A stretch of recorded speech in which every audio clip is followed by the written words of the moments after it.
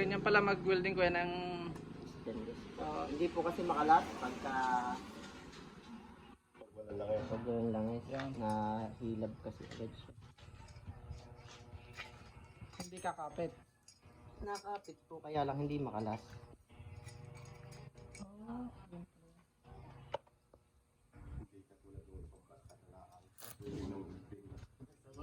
Usapan building yan. Usapan building at yari.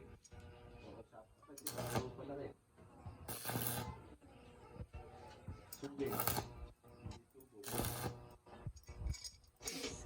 Stainless siya kuya, ano po? Stainless po.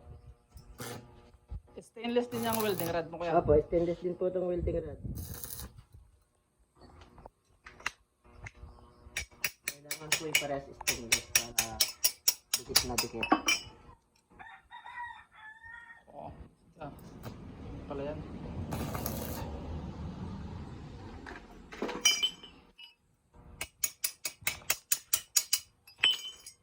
Ayos.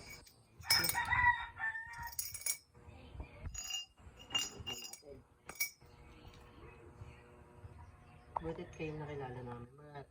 Maganda ngayon kami. Lagi nga mapapanood namin. Kadalwa na yan kuya, ano po? Patatlo na po.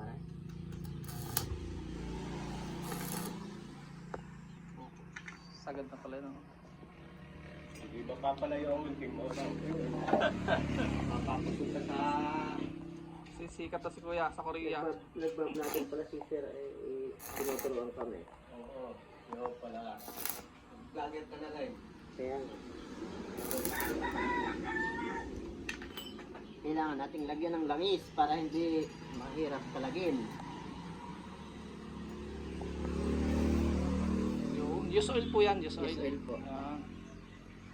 Ay, didikit pala pagka hindi na... Nadikit po yung...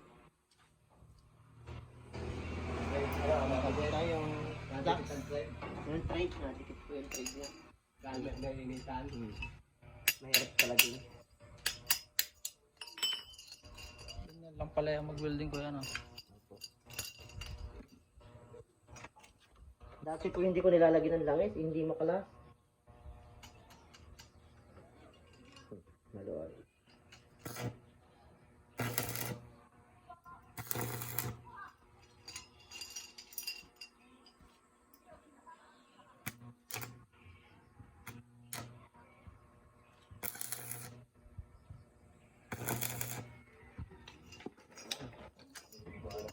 Very easy lang pala, ganyan lang pala yan.